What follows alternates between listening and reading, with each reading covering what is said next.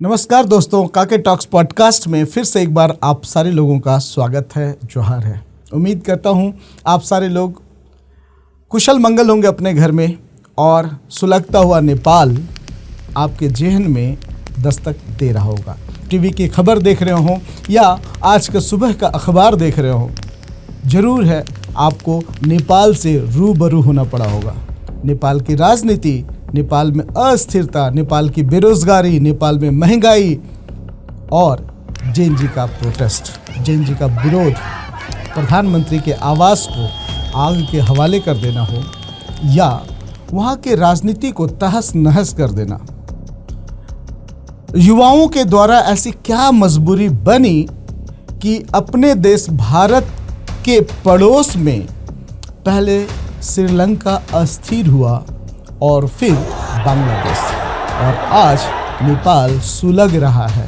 आइए इस पॉडकास्ट में हम चर्चा करेंगे देश की सरहद पर बसे उन सारे राष्ट्रों के बारे में और अपने देश की नीति के बारे में कि ऐसी क्या मजबूरी पड़ी कि एक राजनेता ये ट्वीट करता है कि बिहार नेपाल से सटी हुई परिधि में आता है, चुनाव आयोग सतर्क हो जाइए।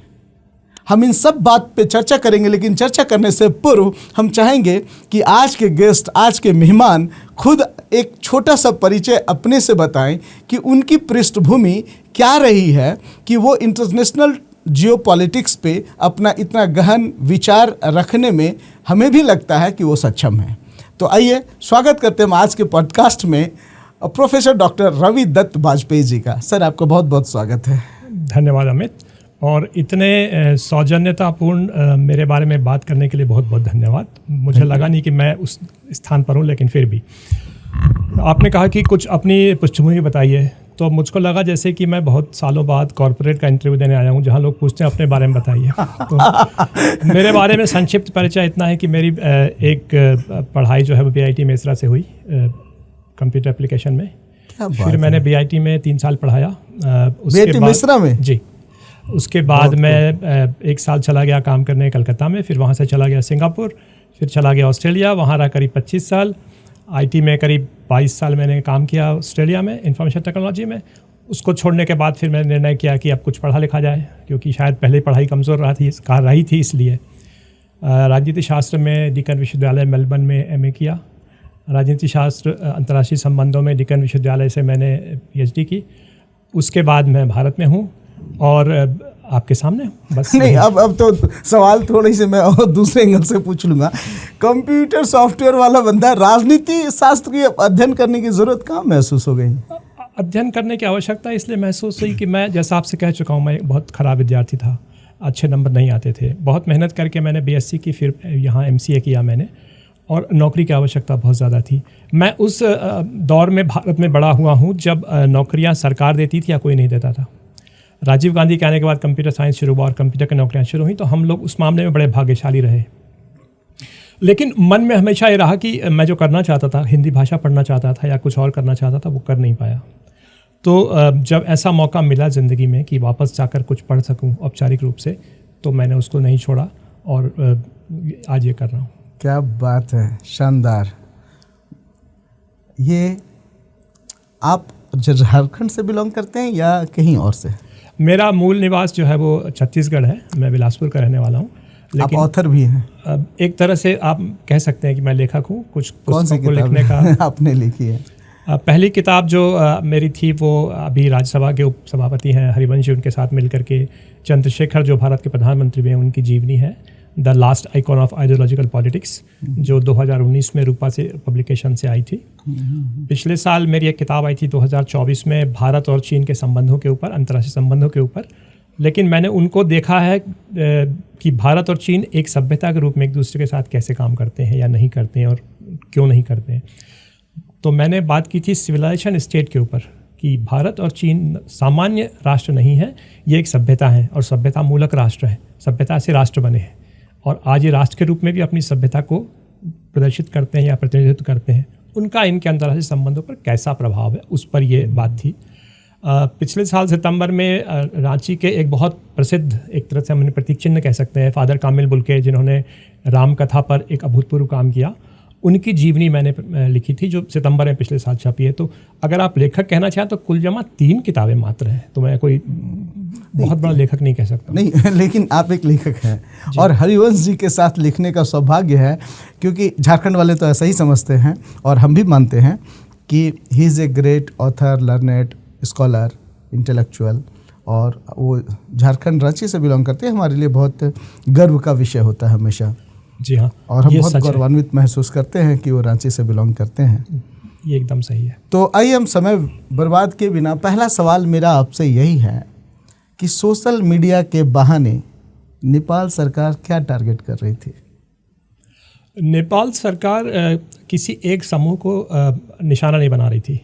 नेपाल सरकार वही कर रही थी जिसके लिए नेपाल सरकार अभ्यस्त है या जो उनकी आदत है कि छोटे मोटे विरोध, आंदोलन, प्रदर्शन होते रहते हैं। सरकार अपनी पुलिस पहले, सुरक्षा बल दूसरे और सेना के साथ मिलकर उसको दबाने में सक्षम है और वो ऐसा काम करती चली आ रही है। कुछ अपवाद हुए हैं, जैसे 2006 में जब माओवादियों ने काफ़ी दिन तक 10 साल तक संघर्ष के बाद सरकार में परिवर्तन किया था। ऐसे उदाहरण हुए, लेकिन आपको बहुत सारे नहीं मिलेंगे। तो जब सरकार ये मानकर चलती है कि हमारी सुरक्षा इतनी मजबूत है या हमारी ताकत इतनी ज़्यादा है कि ये छोटे मोटे मसलों से क्या अंतर पड़ेगा, तो वो कर रहे थे। वो न तो सोशल मीडिया को टारगेट कर रहे थे, न जेन जेड को कर रहे थे। जेन जेड ने सोशल मीडिया के माध्यम से सरकार के विरुद्ध एक माहौल बनाया, और केवल माहौल नहीं बनाया, सड़क पर लोगों को बुलाया और विरोध प्रदर्शन में भाग लेने के लिए प्रेरित किया। उसे रोकने के लिए सोशल मीडिया पर बैन लगाया गया। अब आगे क्या होगा, न तो ये जेन जेड जानती होगी और न ही उस समय की सरकार जानती होगी। क्या लगता है आज के डेट में सोशल मीडिया को प्रतिबंधित करना इतना आसान भी रह गया है? नहीं, उसके कुछ प्रमुख कारण हैं। सोशल मीडिया चलाने वाली सारी कंपनियां, एक टेलीग्राम को अगर आप छोड़ दें, सब की सब अमेरिका में है और सबके पास अमेरिका की सरकार को अपने हिसाब से चलाने की ताकत है। जिसकी ताकत नहीं है वो भी इतनी ताकत रखता है कि उससे लड़ने के पहले वहाँ के राष्ट्रपति को सोचना पड़े। एलॉन मस्क ने बिलियन डॉलर्स, मुझे सही नंबर नहीं पता है, लेकिन 25 से 30 बिलियन डॉलर खर्च किए हैं अमेरिका में राष्ट्रपति चुनाव में ट्रंप को जिताने के लिए। और बाद में दोनों के संबंधों में खटास आई और ट्रंप ने उनके साथ जो भी कहा या नहीं कहा, लेकिन इनकी ताकत बहुत ज़्यादा है। इनकी ताकत इसलिए ज़्यादा है कि ये अखबार की तरह नहीं चलते हैं, ये टीवी की तरह नहीं चलते हैं, हमारे आपके पॉडकास्ट की तरह नहीं चलते हैं। ये चलते हैं एक बहुत मजबूत कंप्यूटर नेटवर्क के एल्गोरिथम पर, जिसमें आर्टिफिशियल इंटेलिजेंस का बहुत प्रयोग होता है। और ये आपकी एक बार किसी चीज़ को आप देखते या पढ़ते हैं, उसके हिसाब से आपका दिमाग मोड़ने की कोशिश में लग जाते हैं। तो इनकी सोच और पैठ राजनीतिक तौर पर अमेरिका में, बौद्धिक तौर पर अमेरिका और अमेरिका के बाहर बहुत ज़्यादा है। और अब आप देखते हैं कि जब से भारत में भी स्मार्टफोन और पूरे विश्व में मिल गया है, तो कोई आदमी किसी की तरफ देखना भी नहीं चाहता है। वो अपने स्मार्टफोन में इतना मशगूल रहता है कि सोचता है मेरी दुनिया इतनी ही है। और जब उसकी दुनिया से आप छेड़छाड़ करेंगे, क्योंकि और तो उसके पास कुछ नहीं है, तो वो तो गुस्सा दिखाएगा। और यही एक तरह से आप कह सकते हैं कि नेपाल में देखने को मिला है। लोग अगर कल के टीवी या आज का अखबार आप देखे हों तो लोग बाग वहाँ पे स्टेटमेंट दे रहे हैं कि यहाँ पे करप्शन बहुत ही अपर दर्जे पे था, बहुत ही ऊंचे स्तर के करप्शंस नेपाल में थे। इस वजह से जेन जी ने ये कॉल किया कि उनको रोड पे उतरना चाहिए, आगजनी करना चाहिए। क्या लगता है, क्या सच्चाई थी? नहीं, ये हम इसको बहुत चीज़ों को नीचे स्तर पर जाएंगे। ये कहेंगे कि जैन जी ने कहा कि सड़क पर निकलो और आगजनी करो। ये घटनाएं जो हुई हैं, ये जनता के गुस्से, एक कारण मैं कहूँगा, नेतृत्व की कमी और लोगों में खुद अनुशासन की भारी कमी का ये प्रदर्शन है। पहले आगजनी की बात कर लें। यदि आप अपने देश की संसद को जलाते हैं, राष्ट्रपति प्रधानमंत्री के घर को जलाते हैं, आप अपने विमानपत्तन एयरपोर्ट को जलाते हैं, बैंक को जलाते हैं, तो आप नुकसान अपना कर रहे हैं। अंततोगत्वा इन सारी चीज़ों को दोबारा बनाया जाएगा। अंततोगत्वा इसका सारा पैसा आपकी जेब से किसी न किसी रूप में जाएगा, तो नुकसान आप अपना कर रहे हैं। और दूसरा, जो आपका आंदोलन है उसके उद्देश्य बहुत सही है, मैं इससे इनकार नहीं कर सकता हूँ, लेकिन आप उसके साथ जो कर रहे हैं उसके बारे में हम कुछ बातें कर सकते हैं कि इतनी हिंसा, इस तरह से गुस्सा जायज़ हो सकता है। किसी 65-70 साल के आदमी को, कल आपने टीवी में देखा होगा, सिर पर लात मारकर गिरा देना और उसके बाद भीड़ का उस पर टूट पड़ना, लोगों के घर में आग लगा देना कि उसके घर के लोग जल के मर जाएं, ये विभत्स तरीका है प्रदर्शन और आंदोलन का। ये तो एक तरह से जैसा 1949 के आसपास चीन में हो रहा था माओ की क्रांति के समय, वैसी ये हरकत है। इनके साथ जो आपने कहा कि जेन जेड का गुस्सा क्या करप्शन है, करप्शन एक मुद्दा है, बहुत बड़ा मुद्दा है, लेकिन एक मुद्दा है। और आपको ये जान के आश्चर्य तो नहीं होगा, लेकिन मैं फिर भी कहूँगा कि इसको भड़काने में सबसे बड़ा हाथ सोशल मीडिया का है। तो आप कहेंगे सोशल मीडिया करप्शन कैसे के मामले पर क्यों भड़काएगा? जो बड़े घर के लोग हैं, जिन्हें नेपो किड कहा जाता है, जो उनके माता पिता बड़े बड़े पदों पर बैठे हैं, लाभ कमा रहे हैं, उनके बच्चे अपनी नई गाड़ी की, फैशन के नए कपड़ों की, नए जो अमेरिका और इंग्लैंड और विदेश में मकान खरीद रहे हैं या फैशन शो देख रहे हैं, उसकी तस्वीरें लगाते हैं। और वो तस्वीरें आम आदमी देखता है, जिसके पास शायद 2 जून की रोटी जुटाने के लिए भी बहुत संघर्ष करना पड़ता है। और वो ये देखता है कि मैं इसी देश का आदमी हूँ, मैं यहीं रहता हूँ, और ये पूरे समय बाहर घूमते हैं और इतने विलासी ज़िंदगी जीते हैं, तो ये पैसा इनके पास आ कहाँ से रहा है? और दुख की बात यह है कि नेपाल में 2000 के बाद से आज तक 19 प्रधानमंत्री बने हैं। उसमें से कुछ ऐसे लोग हैं जो 2, 3, 4 बार बैठे हैं। केपी शर्मा ओली जो अभी हटाए गए, ये तीसरी या चौथी बार बैठे थे। तीसरी बार देबुआ, एक जिनके घर में अटैक हुआ, वो 4 बार प्रधानमंत्री रह चुके हैं। मतलब क्या है कि ये एक तरीके का ना, जैसे हम बचपन में खेलते थे, जब तक घंटी बजेगी तब तक आप दौड़िए, फिर कुर्सी पर बैठ जाइए। तो म्यूजिकल चेयर जैसा हो गया था और खिलाड़ी वही रहते थे। आज आप बैठ जाओ, कल मैं बैठ जाऊंगा, फिर हम आज कोएलिशन में ये, कल कोएलिशन में वो। जो माओवादियों के नेता है प्रचंड, जिनका सही नाम पुष्प कुमार दहल है, और उस नाम में दम डालने के लिए उन्होंने प्रचंड नाम रखा। भारत से ही पढ़ाई हुई उनकी, जवाहरलाल नेहरू विश्वविद्यालय से। उनके बारे में ये लोग मानते थे कि ये काया पलट कर देंगे, पूरी राजनीतिक संस्कृति के काया पलट कर देंगे, लेकिन पता लगा वह भी भ्रष्टाचार में आकंठ डूबे निकले। आज नेपाल में ऐसा एक प्रधानमंत्री नहीं है, ऐसा एक मंत्री या नेता नहीं है जिस पर भ्रष्टाचार के गंभीर आरोप न लगे हों और उससे 2-4 ना हो रहा हो।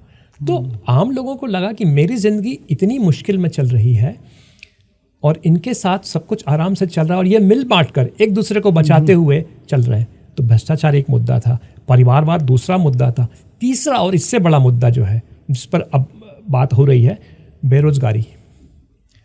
लोग कहेंगे कि नेपाल में बेरोजगारी 10% है, पहाड़ी देश है, चारों तरफ से ज़मीन से घिरा हुआ यानी लैंडलॉक्ड है, उत्पादन की संभावनाएं कम है, नौकरियों की संभावनाएं कम है। तो 10% फिर भी बहुत ज़्यादा है किसी भी देश की बेरोजगारी दर। लेकिन आपको जान के आश्चर्य होगा, 18 साल से 24 साल जो सबसे आदमी अपनी ज़िंदगी में काम ढूंढने के मुख पर खड़ा होता है, उसमें बेरोजगारी की दर 21% के करीब करीब है। मतलब हर 5 में से 1 आदमी नौकरी ढूंढ रहा है और उसके पास काम नहीं है। और जब आप मानते हैं, जब बेरोजगारी इतनी बुरी होती है, तो जिन्हें हम बता रहे हैं कि रोज़गार कर रहा है, कैसा रोज़गार कर रहा है? जैसे कि PhD करने वाला आदमी आपके यहाँ पर ऑफिस के बाहर सिक्योरिटी गार्ड का काम करे, तो ऐसे रोज़गार को तो रोज़गार नहीं माना जा सकता ना। करेक्ट। तो ये एक और बहुत बड़ा मुद्दा है। सर, मेरा दूसरा सवाल है कि दक्षिण एशिया में युवा नेतृत्व पिछले कुछ सालों में ज़्यादा हावी है। उदाहरण से देखिए, श्रीलंका, बांग्लादेश, नेपाल। क्या वजह है? क्या युवा नेतृत्व जो है, या जो यूथ है, या जो जेन जी है, डू यू रियली थिंक कि वो इतनी कैपेबल हैं कि एक देश चला सके और बदलाव ला सके, या ये एक प्रोवोक्ड एजेंडा है? अच्छा, ये जेन जी के बारे में जो आपने पूछा ना कि क्या ये इस योग्य है कि बदलाव ला सकें, वो देश चला सकें। पहला जो इसका भाग है ना, बदलाव ला सके, इसमें पूरी तरह इनकी काबिलियत है, ये दिखा चुके हैं। अब आप भारत के चारों तरफ की आपने बात की, तो देखिए सबसे पहले शुरुआत होती है 2021 में, जब तालिबान अफ़गानिस्तान में सरकार बनाता है।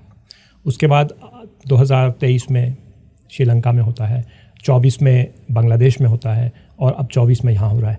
अगर आप महीने चेक करेंगे ना, तो जुलाई अगस्त में हुआ है सब जगह। अच्छा। ये नेपाल है, यहाँ सितंबर में हो रहा है। अदरवाइज जुलाई में अफगानिस्तान में हुआ, जुलाई अगस्त में श्रीलंका में हुआ, सेम जुलाई अगस्त में यहाँ हुआ। तो ये बड़े खतरनाक महीने हैं, जुलाई अगस्त सितंबर। तो इन महीनों में शायद दक्षिण एशिया के शासकों को बहुत सतर्क रहना चाहिए जनता को लेकर के। लेकिन होता यह है कि यदि आप, जैसा मैंने कहा, नेपाल में सारी पार्टियां आपस में मिल बांट कर खाने पर आ जाएंगी और एक कोalition के नाम पर एक दूसरे को बचाएंगी, तो आपके पास कोई वैकल्पिक राजनीतिक व्यवस्था में जगह नहीं बच जाती है। आप किसी को चुनिए। अगर Marxist Leninist communist party Nepali Congress के साथ बैठकर उसी भोज में हिस्सेदारी करने लग जाएगी, तो अब किसी विचारधारा का या किसी राजनीतिक शैली के लिए कोई जगह नहीं है। ये सब एक तरह के सत्ताधारी भोगवादी लोग हैं जिन्हें केवल सरकार में बने रहना है। तो आम जनता चाहती है कि आप जिन वादों के साथ आए थे, जो आपने हमारे अंदर आशाएं जगाई थी, उसका क्या हुआ? उसका कोई उत्तर नहीं मिलता नहीं है। और ये आप कह सकते हैं कि क्या हमारी जेनजी या जो युवा वर्ग है, बिल्कुल 25 से 28 साल के बीच वाला, 24 से 28 साल या 19 से 28 साल के बीच वाला, क्या ये बड़ा अधीर है? हाँ, ये बहुत अधीर है। ये अधीर इसलिए है कि हम लोगों की तरह इसके पास अखबार से खबर नहीं आती है। ये अपने सामने खबर घटते हुए देखता है, जो कि जिस फ़ोन पर वो सोशल मीडिया पर देखता है, तो परिवर्तन की गति को देखता है। और अब वो, जैसे एक बार लोहिया जी कहा करते थे ना कि जिंदा कौमें 5 साल का इंतजार नहीं करती, लगभग यही कह रहे थे कि हमारे यहाँ 5 साल में एक बार हम लोग वोट देते हैं और 5 साल के लिए सो जाते हैं। यही हो रहा है कि लोग अब वोट देकर 5 साल सोने को तैयार नहीं है।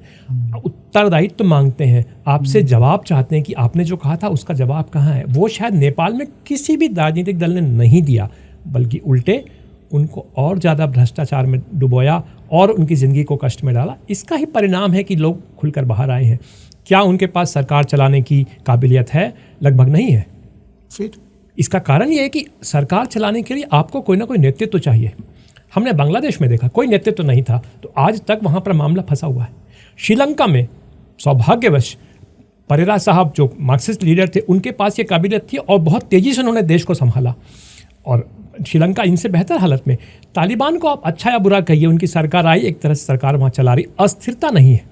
नेपाल का जो आप कह रहे हैं उदाहरण, या बांग्लादेश का, अस्थिरता काफ़ी दिन तक चल सकती है, क्योंकि इनके पास जब तक कोई नेता उभर कर नहीं आएगा जो इस जेन जी के ऊपर अनुशासन कर सके कि अब तोड़ फोड़, लोगों के घर जलाना, सरकारी संपत्ति का नुकसान करना, बैंक लूटना, कल आपने सुना होगा 3 पुलिस वालों को सरेंडर करने के बाद मार दिया गया। इस तरह की हरकतों को रोकने के लिए कोई नेतृत्व चाहिए। अगर वो नहीं आएगा तो ये सड़क पर हल्ला हंगामा करने वालों से आप सरकार चलाने की उम्मीद तब तक नहीं कर सकते जब तक कोई इन्हें रोकने वाला ना हो। तो इसका इंतज़ार अभी सभी लोग कर रहे हैं कि ऐसी कौन सी वैकल्पिक व्यवस्था बन सकती है या नेतृत्व उभर सकता है जो इन पर कुछ नियंत्रण रखे। नहीं, इस नियंत्रण पे हम लोग बाद में आएंगे, उससे पहले थोड़ा और पीछे चलते हैं। श्रीलंका में युवा शक्ति आई जी और एक बदलाव लाई, पॉजिटिव नेगेटिव, अगले स्टेप पे हम लोग बात करेंगे। सेम पैटर्न हमने बांग्लादेश में देखा, आज नेपाल में हम देख रहे हैं। युवा शक्ति ये निर्णय खुद ले रही है या युवा शक्ति को पीछे से कोई बूस्ट कर रहा है? क्या रियलिटी है? इतने कम समय में जिस तरह नेपाल में 1.5 दिन के अंदर इतने सारे लोग सड़क पर आए, तो ये तो मानकर चलिए कि ये अभियान कुछ दिनों से चल रहा था। अभियान मैं कह रहा हूँ, कौन चला रहा था नहीं कह रहा हूँ, अभियान चल रहा था। और उसके पीछे जरूर ऐसे कुछ समूह या लोग रहे होंगे जिन्होंने इसको चलाया होगा। अब ये मानना कि इसके पीछे क्या नेपाल के भीतर की शक्तियां हैं या नेपाल की बाहर की शक्तियां हैं, ये थोड़ा जल्दी होगा बोलना। लेकिन इतना निश्चित है कि इसमें कुछ लोग हैं जो काफ़ी अंदर तक इसके साथ संलिप्त हैं और वो नेपाल के भीतर के हैं। इसमें अभी जो सरकार गिरी है ओली की, उसके कुछ मंत्री भी हो सकते हैं, वहाँ के नौकरशाह हो सकते हैं, वहाँ पे की सेना और पुलिस के लोग भी हो सकते हैं। चूँकि आप एक परिपाटी देखिए, एक पैटर्न देखिए, श्रीलंका में, बांग्लादेश में और आज नेपाल में पुलिस और सेना ने दोनों सरेंडर कर गई। हाँ, शुरू में इन लोगों ने कुछ कोशिश की रोकने की, 15 से 20 लोग, 8 लोग, 10 लोग जो भी मारे गए विभिन्न जगहों पर। उसके बाद सेना और पुलिस ने किसी भी तरह की कठोर दंडात्मक कार्रवाई करने से इनकार कर दिया। तो अगर पुलिस अपना काम करना छोड़ देगी तो किसी की सत्ता नहीं रह सकती, किसी की भी सत्ता चलती उस पर है। अब ये कहना बड़ा मुश्किल है कि क्या आर्मी ने यह निर्णय स्वयं लिया या ये काम पहले से था कि एक स्टेज के बाद हम लोग हाथ छोड़ देंगे। और वही हुआ नेपाल में भी। अब इसके पीछे कौन हो सकता है? वही हुआ बांग्लादेश में भी, सब जगह वही हुआ श्रीलंका में भी, वही हुआ। अब ये कह पाना कि कोई एक अकेला देश है या कोई बड़ी कॉरपोरेट है या कुछ देशों का समूह है, ये बड़ा मुश्किल है इस समय पे कह पाना, क्योंकि अभी वहाँ पर बहुत ज़्यादा उथल पुथल मची हुई है, किसी को पता नहीं हो क्या रहा है। ठीक है, नेपाल छोड़ते हैं। अफगानिस्तान में क्या था? अफगानिस्तान में क्या है कि आप एक ऐसे देश के साथ थे, मेरा मतलब अमेरिका से है, जिसका एक ही काम है, जब तक आपका उपयोग है तब तक आप मेरे सबसे करीबी हैं। जिस दिन आपका उपयोग ख़त्म, मैं हाथ झाड़ के चल दूंगा, पलट के आपसे बात करने भी नहीं आऊँगा। ये अमेरिका ने कई देशों के साथ कई बार किया है। अब थोड़ा सा पीछे चलें, थोड़ा सा ये होता है 1980 में जब उन्हें अफ़गानिस्तान में सोवियत रशिया को हराना था, तो उनका सबसे अभिन्न दोस्त था पाकिस्तान। अच्छा। हाँ, और सारी जो अमेरिकी की सेना की रसद और सहयोग और जो कुछ भी जा रहा था, और बाहर के जो अलकायदा जैसे समूह जिसने बनाया, ओसामा बिन लादेन जैसे अमीर अरब के लोग आ रहे थे पैसे लेकर के मुजाहिदीन खड़े करने, अमेरिका के साथ हो रहा था।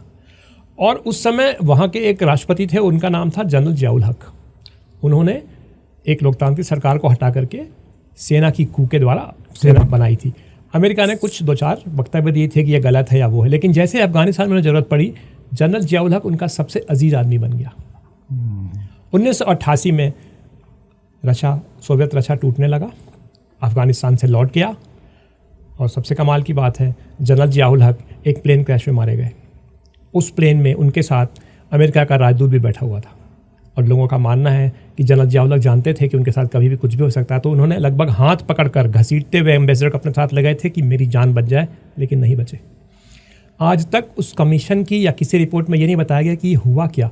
आपके देश का राष्ट्रपति, आर्मी का, सेना का प्रमुख ऐसे गायब हो जाता है। 88 के बाद अमेरिका ने हाथ झाड़ा, चला गया। उसके बाद क्लिंटन साहब आए, तरह तरह के उस पर बैन लगने लगे कि अरे इसके पास न्यूक्लियर बम है, इसको एड नहीं देना है।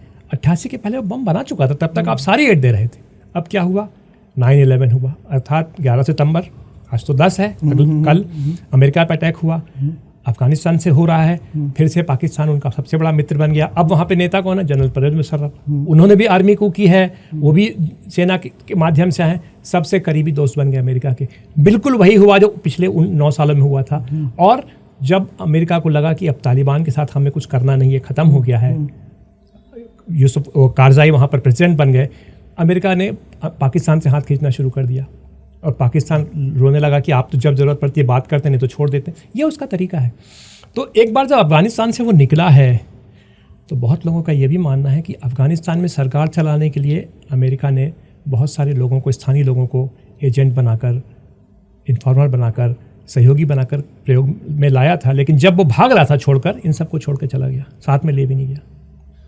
तो ये एक इतना खतरनाक देश है जिससे अगर आप सहयोग करते हैं, ये भारत के लिए भी इसमें बहुत बड़ा सबक है, और बाकी देशों के लिए भी, श्रीलंका के लिए भी है, बांग्लादेश के लिए भी है, नेपाल के लिए भी है, कि इसके भरोसे आप युद्ध करने मत जाइए, क्योंकि ये कल किसी भी समय आपको छोड़कर हट जाएगा। तो अफगानिस्तान का तो, और अभी वहाँ चलेगा ये कुछ दिन और। श्रीलंका के बारे में क्या बोलते हैं? वहाँ पे किसने इसको डिसमेंटल किया है? श्रीलंका में एक मज़ेदार कहानी है ये भी। हाँ। कम में बोल नहीं पाऊंगा इसलिए। श्रीलंका में क्या था कि सिंहलीज लोग रहते हैं। जब ब्रिटिश, सिंहली जो वहाँ के रहने वाले स्थानीय लोग हैं, वो अपने को सिंहली कहते हैं, और इसीलिए उसका नाम सिंघल द्वीप है। अब हुआ ये कि बीच में पुराने इतिहास में भी कुछ तमिल राजाओं ने श्रीलंका पर कब्जा करने की कोशिश की, युद्ध हुआ, लेकिन वो अंततोगत्वा हार गए। कुछ सिंहलीज ने इनको वहाँ से भगा दिया। बहुत कम तमिल उत्तर श्रीलंका में रह गए, और पूर्व श्रीलंका में, जिसे नॉर्थ ईस्ट कहा जाता है। अब अंग्रेज आए, तो आपको सबसे मज़ा आता है कि अंग्रेज़ों के साथ एक बड़ी खासियत है, वो जिस देश को देखते हैं वहाँ ये पता करते हैं यहाँ पैदा क्या होगा। पैदा कौन करेगा नहीं देखते हैं, पैदा क्या होगा वो पहले देखते हैं। तो श्रीलंका में देखा यहाँ कॉफ़ी बहुत पैदा हो सकती है, तो उन्होंने कॉफ़ी लगाई, लेकिन वो सारी कोशिश के बाद फेल हो गया। फिर उन्होंने सोचा क्या करें, तो चाय पत्ती उगाते हैं। अब आप जानिए दुनिया में सबसे अधिक चाय पत्ती श्रीलंका बना के बेच रहा है ना, उसको लगाने वाले यही थे, ब्रिटिश। लेकिन दुख की बात ये थी, जो उन्होंने मलेशिया में देखा, जो फिजी में देखा, जो सूरीनाम में देखा, जो गयाना में देखा, स्थानीय लोगों को आप चाबुक भी मारिएगा तो वो काम नहीं करेंगे। काम कौन करेगा? ये बिहारी, यूपी, गिरमिटिया मजदूर, क्योंकि इसको मेहनत करके अपने जीवन को सुधारने की एक ललक है। 2000 साल पहले थी, आज भी है।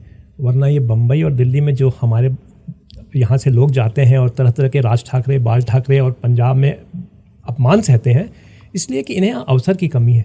इन्हें जहाँ अवसर मिलता है ये जाते हैं। मॉरिशस की एक सबसे बड़ी भाषा भोजपुरी है। अच्छा। और वो ऐसी भाषा बोलते हैं जो यहाँ के लोग नहीं बोलते हैं। फिजी में मेरे दोस्त थे, चूँकि मैं ऑस्ट्रेलिया में रहा हूँ, जैसा आपसे कहा, वो जो भजन गाते थे, वो मेरे मामा, चूँकि यहीं मेरे ननिहाल यहीं बिहार की है, तो वो कहते थे कि ये हमने अपने दादा या नाना को गाते हुए सुना है। ये आज के ज़माने की भोजपुरी भजन लोग भूल चुके हैं जो फिजी में लोग गाते हैं और उसी भाषा में बात करते हैं। दुकान में सामान लेने गए, कुछ ज़्यादा था, उसको उठा रहे थे, कहा रुक जाइए, बेटा गरू है। गरू शब्द आपने सुना है? यहाँ किसी को बोलते हैं भारी के लिए, ये सब लुप्त हो चुका है। फिजी के लोग आज भी भारी को गरू बोलते हैं, जो अपभ्रंश में भी नहीं है अब। तो उन लोगों ने इस संस्कृत को जिंदा रखा। तो ये सारे लोग उस तरह चाय उगाने के लिए उनको तमिल लोग मिले, बहुत सारे तमिलनाडु के जो गरीब खेतिहर भूमिहीन मजदूर थे, उनसे बहुत काम कराया। होता यह है कि जो कौम मेहनती होती है वो केवल ज़मीन पर मेहनत नहीं करती है, किताब पकड़ाएगा तो भी उतनी मेहनत करेगी। जब ब्रिटिश शासन अपने अंत के समय आ रहा था 1948 में, श्रीलंका, भारत आज़ादी मिली, उसमें श्रीलंका को ऐसे आज़ादी दे दी गई, तो अब इसको रख के हम क्या करेंगे।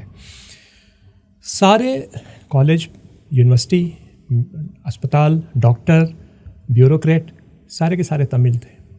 तो आपकी पॉपुलेशन पूरे देश में 25% है और आपका रिप्रेजेंटेशन सारी नौकरियों में 80% है। तो वहाँ के लोगों को लगा कि ये क्या मजाक है भाई, हमारा देश, हम सिंगली, हमारा सब कुछ है, ये नया आदमी कहाँ से पूरा का पूरा लपेट रहा है। चूँकि अंग्रेजी सीखने में तेज थे, बाकी चीज़ों में तेज, तो सरकार क्या करे, उन्होंने कहा आप रूल बदलते हैं। जो सिंगली नहीं लिख सब हो सकता है और बोल सकता है, या जो सिंगली नहीं है पैदाइशी, उसके लिए नौकरियों में आरक्षण बंद कर दो। अगर आपको मेडिकल कॉलेज में पढ़ना है और आप सिंगली हैं, ये नीति है वहाँ की, और आपको 60% अंक आए हैं तो आपको एडमिशन मिल जाएगा। और अगर आप तमिल हैं और 95% अंक आए तो भी आपको नहीं मिलेगा, क्योंकि आपके लिए पूरे कॉलेज में निर्धारित सीटें हैं 5 और 10, उससे ज़्यादा आपको नहीं दी जाएंगी। तो ये शुरू होता है एक डिस्क्रिमिनेशन। भारत में अभी थोड़ा कुछ लोगों को सुन के अच्छा नहीं लगेगा, लेकिन नेहरू जी के बारे में गलत बातें कहना एक फैशन सा बन गया है। और देखिए, किसी भी नेता में गलतियां होना है, कोई भी सर्वगुण संपन्न नहीं हो सकता है। नेहरू जी का भारत को सबसे बड़ा योगदान क्या है, जो मेरी नज़र में है, जब लोगों ने हल्ला किया कि हम हिंदी को राष्ट्रभाषा बनाएंगे और इस भाषा को बनाएंगे, नेहरू जी ने कहा नहीं, अंग्रेजी हमारी जो भाषा भी आधिकारिक रूप से चल रही है, चलेगी, राजभाषा बनाइए, राष्ट्रभाषा बनाइए, जब सब लोग तैयार हों तब बनाइए, अभी मत बनाइए। आपको सुन लग रहा हाँ इसमें कौन सी बड़ी बात है, वो अपने बगल में झांकिए। 1947 में भारत आज़ाद हुआ। जिन्ना साहब ने गवर्नर जनरल की पदवी ली कराची से। अगले दिन पता लगा कि हमसे बड़ा देश तो दूसरी तरफ है, जिसको हम पूर्वी पाकिस्तान कहते हैं, ईस्ट पाकिस्तान। वहाँ पर भाषण देने गए। बंगाली लोगों में एक खासियत है कि अपनी भाषा से बहुत प्यार करते हैं और कभी उसको छोड़ना नहीं चाहते। तो वो चाहते थे कि जो नया देश बना है, पूर्वी पाकिस्तान के जो बंगाली थे, बांग्ला को भी आधिकारिक भाषा का दर्जा मिलना चाहिए। तो जिन्ना साहब को जोश आया। ढाका यूनिवर्सिटी में स्टूडेंट जो ये मांग कर रहे थे, उनसे कहा कि मैं कह रहा हूँ उर्दू के अलावा इस देश में कोई दूसरी भाषा नहीं चलेगी। आज से आदत डाल लो उर्दू बोलने की, या सीखना शुरू कर दो, मेरे पास टाइम नहीं है। बांग्लादेश बनने का बीज उसी दिन गिर चुका था। धीरे धीरे वो अंतर इतना बढ़ गया कि 1971 में जो कार्रवाई हुई आपने देखी, देश के 2 टुकड़े हो गए। श्रीलंका सरकार ने नई सरकार बनने के बाद 48 में ये निर्णय लिया कि सिंगली ही आधिकारिक भाषा होगी, जो सिंगली में काम नहीं करेगा उसको कुछ नहीं मिलेगा। और आपने देखा 1980 के दशक में श्रीलंका में भयंकर गृह युद्ध छिड़ा। एक वहाँ के नेता थे, उनका नाम था वेल्लुपल्ली प्रभाकरन, लिबरेशन टाइगर ऑफ तमिलिलम। एक समय उसको श्रीमती गांधी ने सामरिक और आर्थिक दोनों सहायता दी है। उनकी ट्रेनिंग भारत में हुई है कमांडो की। राजीव गांधी को ये लगा कि ये तो बहुत गलत हो रहा है, उन्होंने श्रीलंका से पीस अकॉर्ड किया, भारत की पीस कीपिंग फोर्स गई और जो भी हुआ, लेकिन शांति आई नहीं। 2000 के आसपास, 2005 के आसपास विश्व जनमत 9/11 के बाद आतंकवाद को लेकर बदल चुका था, तो लिट्टे को बाहर से मदद मिलनी बंद हो गई। भारत में यूपीए की सरकार थी और एक तरह से यूपीए की सरकार की नेता सोनिया गांधी थी, जो ये मान के चलती थी कि राजीव गांधी के हत्यारे एलटीटी हैं, जो सही है वही थे, उन लोगों ने कराया था। तो भारत की तरफ से उन्हें मदद मिलना बंद हो गई और श्रीलंका सरकार ने उनको, राजापाक्से जो उस समय राष्ट्रपति थे, सिविलियन हो, नॉन सिविलियन हो, 6 साल का बच्चा हो, 90 साल की बुढ़िया हो, मारते चलो, जिंदा किसी को नहीं छोड़ना है, क्योंकि ये कोई भी आदमी कल कुछ भी कर सकते हैं, और ये लिट्टे करते आ रहा था। तो वो ख़त्म हो गया, तो गृहयुद्ध ख़त्म हो गया। श्रीलंका में राजापाक्से आए। तो होता है क्या है ना, जब बहुत बड़े नाम से कोई आदमी नेता बनता है तो पहला काम ये करता है कि अपने पूरे परिवार का कल्याण करता है। कुछ उदाहरण हमारे पड़ोसी राज्यों में भी है, लेकिन उसका नाम लेने की आवश्यकता नहीं है। वो भ्रष्टाचार बहुत दिन चलता नहीं है। एक समय राजापाक्से चुनाव हारे, उसके बाद दोबारा जीते। जीतने के बाद जनता ने देखा कि ये वही हो रहा है जो नेपाल के लोग आज समझ रहे हैं, कि घूम फिर के यही लोग वापस बैठ जाते हैं और हम जहाँ के तहाँ खड़े रहते हैं। इसी से विद्रोह हुआ था, और उसी का परिणाम हुआ कि नए जनता सड़क पे उतरी और एक पूरा का पूरा सत्ता परिवर्तन किया।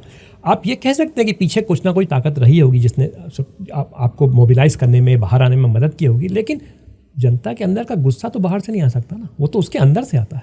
आप प्रोटेस्ट जनरेट कर सकते हैं, लेकिन उसको सस्टेन नहीं कर सकते। करेक्ट, लेकिन एक लॉन्ग टर्म स्ट्रेटजी तो हो सकता है, कोई थर्ड पार्टी जो आउटसाइडर हो। हमेशा रहता है, ये नेपाल में भी पता लगेगा आपको।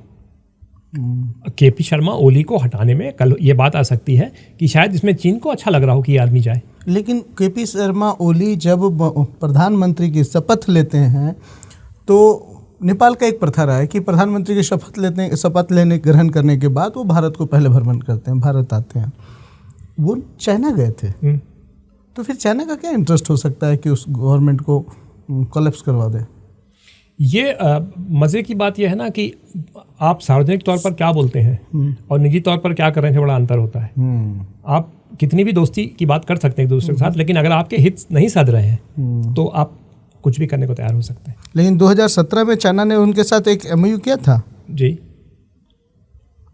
चाइना MOU किया था 2017 में जी, और नेपाल बड़े ऋण के लिए झिझक रहा था, उसे लग रहा था कि वो डेट ट्रैप में फंस सकता है। तो क्या मैटर फिर क्या रहा होगा? भारत की तरफ जो नेपाल की सीमा लगती है, उसमें भारत का प्रभाव सांस्कृतिक तौर से बहुत ज़्यादा है। भारत का सांस्कृतिक प्रभाव कहाँ नहीं है, मैं ये पहले बताऊं आपको। भारत का सांस्कृतिक प्रभाव चीन में नहीं है, भारत का सांस्कृतिक प्रभाव तिब्बत में बहुत ज़्यादा है, और इससे चीन को बहुत गुस्सा भी आता है, क्योंकि वो ये मानकर चलते हैं कि दलाई लामा और उसके समर्थक यहाँ हैं, और इसके मानने वाले लोग अभी भी भारत की तरफ देखते हैं कि हमको कभी ना कभी हमारे लिए खड़ा होगा। भारत खड़ा तो आज तक नहीं हुआ, वो अलग बात है, क्योंकि आपका सांस्कृतिक प्रभाव है। दूसरा, इसी तरह नेपाल में, भूटान में भारत का सांस्कृतिक प्रभाव बहुत ज़्यादा है। हमारे कुछ नेताओं ने, और मैं नाम लेने में मुझे झिझक नहीं है, क्योंकि मैं उस दुख से या सुख से जब ये हुआ था तो मैं नेपाल में ही था। राजीव गांधी ने नेपाल के ऊपर एक बैन लगा दिया था कि यहाँ से नमक भी नहीं जाएगा। तो सड़क मार्ग से एक ऐसा देश जो पूरी तरह लैंडलॉक्ड है, उसके पास सामान जाने का क्या रास्ता है? सड़क ही है, रेल वहाँ है नहीं, जहाज से सामान कोई मंगा नहीं सकता, क्योंकि उसका दाम आप नहीं दे पाएंगे।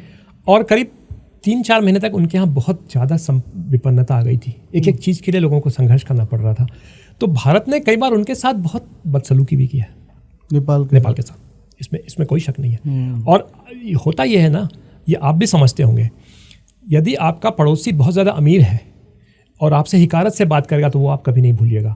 आपके साथ इज्जत से बात करेगा, आपको कभी मदद भी करेगा, वो आप भले भूल जाइएगा, लेकिन आपसे अगर ख़राब से बात करेगा तो आप नहीं भूलिएगा। तो नेपाल को हमेशा लगता है कि भारत ने हमें हमेशा कमतर आंका है, और ये मानकर चलते हैं कि ये तो हमारे ऊपर निर्भर है, ये कहाँ जाएंगे, जब तक चीन एक महाशक्ति के रूप में नहीं उभर के आया है। चीन के आने के बाद भारत के चारों तरफ के देशों को अब विकल्प है। अब उस विकल्प का वो कैसे उपयोग करते हैं, भारत के साथ अच्छे संबंध बनाकर, या अच्छे व्यापारिक और मैत्री संबंध बनाने के लिए, या शत्रुता बढ़ाने के लिए, उनके ऊपर है। लेकिन उनके पास अब विकल्प तो आया है, नेपाल के पास भी आया है। तो लेकिन किसी भी देश में ये कहना कि तुम अपना सब कुछ हमारे हाथ में दे दो, जो श्रीलंका में राजापाक्से ने चीन के साथ किया था, आप बंदरगाह बनाइए, वो भी आप संभालिए, आने जाने का टैक्स भी आप लीजिए, सब कुछ आप लीजिए। विद्रोह का एक कारण वो भी था लोगों में कि अपना देश बेच दे रहे हैं एक बड़ी देश को। इसका डर हर छोटे देश को रहता है। तो ये नेपाल में भी ये डर है कि हम फिर किसी के गुलाम न बन जाए। लेकिन ये बहुत जल्दी मैं कह रहा हूँ कि चीन को मज़ा आएगा या नहीं, लेकिन कौन जानता है इसके पीछे कौन है। 14 ट्रेड पॉइंट पे व्यापार को खोला था चाइना नेपाल के साथ, ठीक है। तो भारत का क्या स्ट्रैटेजी होना चाहिए यहाँ पे? सबसे बड़ी बात यह है कि भारत और नेपाल के जो संबंध है, वो कल कोई कह भी रहा था रोटी बेटी के संबंध है। इन संबंधों में कुछ ऊपर नीचे हो जाए तो आपको ये मानकर चलना चाहिए कि एक बड़े देश के रूप में आपको केवल अपने स्वार्थ के लिए नहीं उसको साधना है, कुछ चीज़ों के लिए आपको उसे सम्मान भी देना है। उसे ये लगना चाहिए कि आप उसके हितकारी या हित साधक हैं। ये नहीं लगना चाहिए कि आप उसके ऊपर खैरात कर रहे हैं या आप उस पर एहसान कर रहे हैं। और दुख की बात है कि चीन ऐसा कर ही देता है जो भारत कर रहा है। ये दिक्कत शायद एशियाई देशों में है कि अगर किसी के साथ कुछ अच्छा करेंगे तो एहसान जरूर जताएंगे, और ये चीन ने श्रीलंका के साथ किया, पाकिस्तान के साथ करता है, और जहाँ जहाँ उसने अपने पैसे डाले उनके साथ वैसे ही व्यवहार करता है। तो ये उसके साथ भी समस्या आएगी। चीन और नेपाल के संबंध बड़े नए हैं, इसलिए हमें लग रहा है कि बड़े सुंदर हैं, लेकिन ऐसा नहीं है, उनमें भी खटास आती है। पोखरा इंटरनेशनल एयरपोर्ट का फंडिंग विवाद क्या था? विवाद कुछ नहीं था। ये मानकर चले कि नेपाल के पास अपने इतने संसाधन नहीं है कि वो खुद से कर सके, तो कहीं से तो पैसा लाएगा ना। True. और दुख की बात यह है कि जब कभी बाहर से पैसा आने की बात होती है तो एक बड़ा राजनीतिक वर्ग है दक्षिण एशिया में जो बिचौलिया बन जाता है। और जब वो बिचौलिया बन जाता है तो जो काम होना चाहिए 10 रुपये में वो चला जाता है 100 में, और उसके बाद फिर हर आदमी हर तरह के उसमें हथकंडे अपनाने लगता है। अगर कोई विदेशी कंपनी आपको भ्रष्टाचार का कमीशन देगी तो आपको लगता है आपकी इज्जत रखेगी? वो उसका एक एक पैसा वापस लेगी, और वही हर मल्टीनेशनल कॉरपोरेशन करता है। घुसने के समय आपको क्या चाहिए बोलिए, आने के बाद फिर वो आपकी नहीं सुनता है, क्योंकि तब वो जानता है मैं आपसे बहुत ज़्यादा ताकतवर हो चुका हूँ। क्या लगता है कि इससे नेपाल का जो कूटनीतिक विश्वसनीयता था पोखरा इंटरनेशनल एयरपोर्ट फंडिंग को वाले मैटर को लेकर, ये कहीं डैमेज हुआ? हाँ, बिल्कुल डैमेज हुआ। क्योंकि ये मैं मानता हूँ कि जब आप किसी भी तरह का व्यापारिक या सामरिक समझौता करते हैं, कोई आपके उस देश में किसी भी दल की सरकार रही हो, आप उसको चलते फिरते कैंसिल नहीं कर देते हैं, क्योंकि उससे आपकी विश्वसनीयता चली जाती है। कल आप किसी के पास जाकर कहेंगे कि आइए मेरे यहाँ कुछ पैसे लगाइए, तो कहेगा अच्छा आपके समय में लगा दूँ, इंफ्रास्ट्रक्चर बना दूँ। कल कोई आएगा वो बोलेगा नहीं है तो कुछ नहीं है, तो वो मामला बहुत पेचीदा हो जाता है उसके बाद। तो लोग डरते हैं निवेश करने में कि मेरे पैसे ही डूब जाएंगे, मैं वहाँ जाऊँ क्यों। 2020 के बाद लिपुलेख काला पानी विवाद की पुनरावृत्ति, नई दिल्ली काठमांडू किस कॉरिडोर कॉम्पैक्ट से पहाड़ी सीमाओं को स्थिर कर सकते हैं? अब ये तो लगभग उसी तरह की बात है कि हम चीन और हम मैकमोहन लाइन को कैसे स्थिर कर सकते हैं। एक तो वहाँ लाइन खींची नहीं जा सकती है, वहाँ पर आपको जोग्राफिकल फीचर जिन्हें कहते हैं, जैसे कि पहाड़ की चोटी या नदी या नाला या इन तरह की चीज़ों पर आपको एक एक स्थान को नाप कर वहाँ पर कुछ ना कुछ मील का पत्थर लगाना होगा। अब जो भी आदमी उस जगह गया है, उन स्थानों पर जहाँ इतना पहाड़ी और दुर्गम जगह है, वो समझ जाएगा कि वहाँ पर इस तरह के मार्कर लगाना और उनको बनाए रखना कितना मुश्किल है। एक तो वो जगह भी जियोलॉजिकल, जिसको हम कहते हैं भूवैज्ञानिक तौर पर, बड़ी अस्थिर है, कभी भी अर्थक्वेक, हिमालय का पूरा इलाका ही। और दूसरा, वहाँ पर सामान लेकर जाना और कुछ बना पाना इतना आसान नहीं है। चीन ने किया, बड़ी खुशी की बात है, बहुत खर्चे पर किया, लेकिन हर देश के लिए संभव नहीं है। अब आप चाहते हैं कि 2 किलोमीटर हमको दे दो, 1 किलोमीटर उसको दे दो, तो याद कीजिए बांग्लादेश के साथ भारत ने कुछ साल पहले एक समझौता किया ना, जो एन्क्लेव भारत में रह गए थे उनको छोड़ दिया, जो वहाँ रह गए थे ले लिया, भारत ने नुकसान उठाया, लेकिन उसके बावजूद भी कम से कम एक विवाद का मुद्दा खत्म किया। तो बड़े देश हमेशा ये चाहेंगे कि छोटे छोटे विवाद न हो, लेकिन छोटे देशों को भी मानना होगा कि आप किस हद तक मांग रख सकते हैं कि अरे हमारा नेपाल तो दरभंगा तक है, यहाँ तक खाली कर दो, तो वैसा नहीं होगा ना। सीता जी यहाँ पे थी, जनकपुर भी है, तो उनका तो घर सीतामढ़ी में आ रहा था, वो भी हमको दे दो। तो ये तो छोटे देश को ही मानना पड़ेगा कि आप किस हद तक जा सकते हैं। लेकिन जो आप कह रहे हैं ना, ये सीमा विवाद, अगर 2 देशों के बीच में संबंध अच्छे हैं तो सीमा विवाद नहीं आते। जब संबंध खराब करने होते हैं तो सीमा विवाद शुरू होते हैं। क्या दक्षिण एशिया में इंटरनेट ऑफ और इंफॉर्मेशन वारना दमन उपकरण बन रहा है? हाँ, बन रहा है, निश्चित तौर पर बन रहा है। लेकिन इसका दूसरा पहलू भी है कि इंटरनेट हिंसा फैलाने का एक माध्यम भी बन रहा है। इंटरनेट दुर्भावना फैलाने का, लोगों के बीच में झगड़ा लड़ाने का, एक तरह की एक पक्षी बातों को भड़काने का, ये एक माध्यम भी बन रहा है। तो केवल एक बात सही नहीं है कि क्या ये दमन का माध्यम है, साथ ही साथ ये हिंसा फैलाने का भी माध्यम है। अब इसको रोकने के लिए क्या रास्ता हो सकता है, सिवाय इसके कि इसको बंद किया जाए कुछ समय के लिए, या जितने समय की आवश्यकता हो। आप इसे अभिव्यक्ति की स्वतंत्रता की आज़ादी कह सकते हैं, लेकिन किसी भी अभिव्यक्ति की स्वतंत्रता आपको हिंसा करने को नहीं कह सकती है। आंदोलन करने को अवश्य कह सकती है, विरोध करने को कह सकती है, पुरजोर विरोध करने को कह सकती है, लेकिन किसी की हत्या करने को, आग लगाने को, राष्ट्रीय संपत्ति को जलाने की तो स्वाधीनता किसी को नहीं मिल सकती, किसी माध्यम से नहीं मिल सकती, किसी देश में नहीं मिल सकती। भारत जैसे बड़े लोकतंत्र को इससे क्या सीख लेना चाहिए? भारत को जो सीख मान के चलना चाहिए, आज तक भारत ने अपने पूरे इतिहास में 1940 के बाद लोकतंत्र के ऊपर दमन करने का काम एक ही बार किया है, 1975 में। उसके बाद किसी ने ये हिम्मत नहीं की है। लोकतांत्रिक संस्थाओं का शरण या उनका ह्रास होता रहा है, तरह तरह से लोगों ने हथकंडे अपना के करते रहे, और ये हर लोकतंत्र के साथ हुआ। भारत अकेला नहीं है, क्या अमेरिका, क्या इंग्लैंड, क्या जर्मनी, आप किसी भी लोकतंत्र की व्यवस्था देख लीजिए, सब जगह उसका दमन और ह्रास होता है किसी तरीके से। भारत के लिए जो सबसे बड़ी चुनौती है वो ये कि निश्चित समय पर बिल्कुल खरे तरीके से चुनाव करते रहे। एक सवाल मैं यहाँ पे लेना चाहूँगा, आपने अभी बोला कि ये कहाँ नहीं हुआ, अमेरिका क्या, फ्रांस क्या, जर्मनी क्या, या कोई दूसरा देश कौन सा बचा है इससे? जब ऐसी परिस्थिति है तो फिर हम एक नैरेटिव सेट करने के लिए कि भारत में लोकतंत्र खतरे में है, या इस तरह का स्टेटमेंट देने का पर्पस क्या हो सकता है? ये नैरेटिव सेट, आपने प्रश्न में ही उत्तर है कि ये नैरेटिव सेट करने के लिए किया जाता है कि भारत में लोकतंत्र खतरे में है। भारत में अकादमिक स्वतंत्रता समाप्त हो चुकी है। अकादमिक स्वतंत्रता समाप्त क्यों हो गई? क्योंकि JNU में या AMU में या अलीगढ़ या जामिया मिलिया में एक कोई सेमिनार रखा गया कि राम का अस्तित्व नहीं है, मान लीजिए, उसका विरोध करने VHP के या ABVP के 15 लड़के चले गए, उन्होंने हंगामा किया और वो बंद करा दिया। अब लोग उसको जोड़ देंगे कि इसके पीछे तो राष्ट्रीय स्वयं सेवक का हाथ है, भारत की सरकार का हाथ है, नरेंद्र मोदी ने कहा था, तो ये थोड़ा ज़्यादा है। अब मैं इसको पलटता हूँ, अगर इसी तरह का सेमिनार आप किसी और समुदाय के ऊपर करें तो क्या होगा? तो ये कुछ तत्व होते हैं जो इस तरह की हरकतें करते हैं कॉलेज में, यूनिवर्सिटी में, लेकिन बात कॉलेज से निकल के इंटरनेशनल मीडिया तक चली जाती है। चूँकि अब ये आज के ज़माने में हम सब लोग स्मार्टफोन और इंटरनेट के जरिए पूरी दुनिया से जुड़े हुए हैं, और दुनिया वो बताना चाहती है जो वो खुद सुनना चाहती है। आपके बारे में वही बात उठाकर बताती है जिसको बताकर उसे लाभ होता है, या उसे लगता है कि इसमें उसका हित साधन होगा, या उसके काम का कुछ मसाला इसमें बन सकता है, वही बात उठाती है। आप अगर सोशल मीडिया देखते होंगे तो आपने देखा होगा कि गलती से आपने कोई एक तरह की खबर पढ़ी तो अगले दिन आपकी पूरी की पूरी टाइमलाइन वैसी खबरों से भरी रहती है। ट्रू। तो ये तो नैरेटिव बनाना और आपके दिमाग में पुश करना, ये तो उसका पूरा काम ही है सोशल मीडिया का। तो क्या, अब मेरा दूसरा क्वेश्चन है, क्या डिजिटल बॉर्डर डिफाइन करना at this point of time जरूरी है? ज़रूरी है, लेकिन उसको इन्फोर्स करना यानी लागू कर पाना मेरी जानकारी में एक ही देश ने किया है, और वो है चीन। चीन में गूगल नहीं चलता है।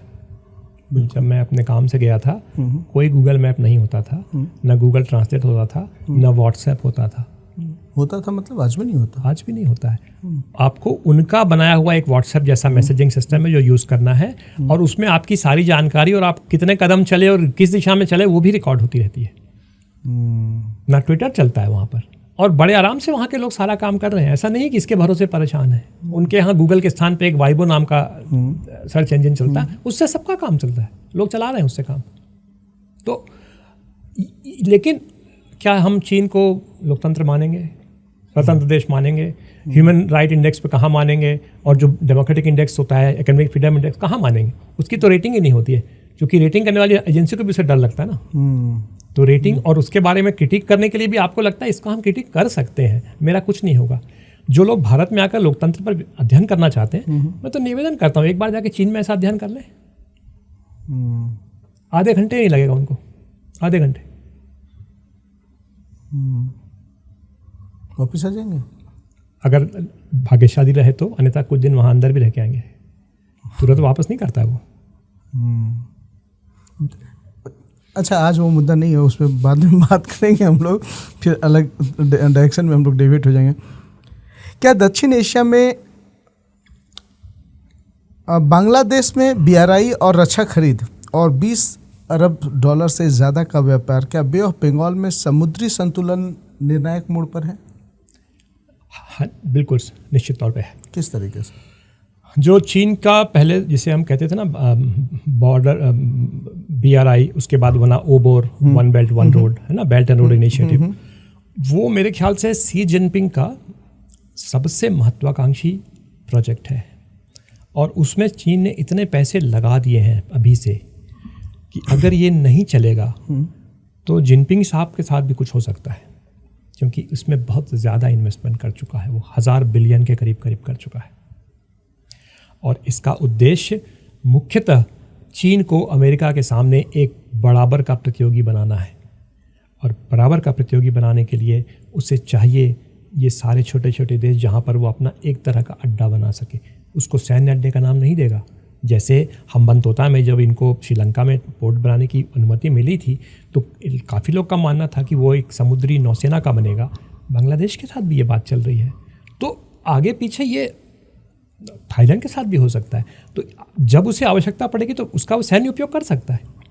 या पाकिस्तान में जैसे वो ग्वादर पोर्ट बना रहा है, ग्वादर पोर्ट में क्या रहेगा पाकिस्तानी भी नहीं जानता है, क्योंकि उसके अंदर घुस ही नहीं सकता है। वो पूरी की पूरी सिक्योरिटी भी चाइनीज़ लोगों के हाथ में है, वो सब कुछ देखते हैं। यही काम इन्होंने हम्बनतोता में किया था। तो ये ज़रूर है कि दक्षिण एशिया में ही नहीं बल्कि हिंद और प्रशांत महासागर में चीन समुद्री संतुलन को बदलने के लिए लगभग तैयार हो गया है। भारत के लिए क्या नुकसान है? भारी नुकसान है। कैसे? भारत के लिए क्या विकल्प है? भारत के लिए विकल्प वही तो, अभी भारत के लिए कम विकल्प है। अब देखिए विकल्प कैसे होते हैं। चीन ने बनाया BRI है ना, मैरीटाइम बॉर्ड, उसको उसने कहा रोड, मैरीटाइम बेल्ट। उसके जवाब में भारत ने एक चीज़ बनाई, आपने शायद नाम भी नहीं सुना होगा, उसका नाम है प्रोजेक्ट मौसम। अच्छा, तो BRI का जवाब आप क्या दे रहे हैं? प्रोजेक्ट मौसम। अच्छा, मौसम क्या करेगा? मानसून की हवाएं जो चलती हैं खाड़ी के देशों से दक्षिण पूर्वी एशिया तक जाती हैं, उन सारे देशों को हम अपने पुराने सांस्कृतिक और पुराने व्यापारिक संबंधों को मजबूत करेंगे। तो आप करिए, बहुत अच्छी बात है।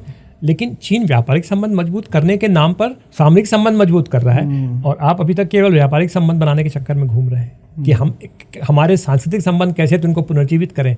चीन सांस्कृतिक संबंध का ही नाम लेकर काम कर रहा है, लेकिन बना सामरिक संबंध रहा है। तो ये बहुत बड़ा अंतर है। और हिंद प्रशांत महासागर, जिसको हम कहें इंडियन ओशन और पैसिफिक ओशन में, सबसे बड़ी ताकत अमेरिका है, आज भी है, और उसी के चलते ये बैलेंस है।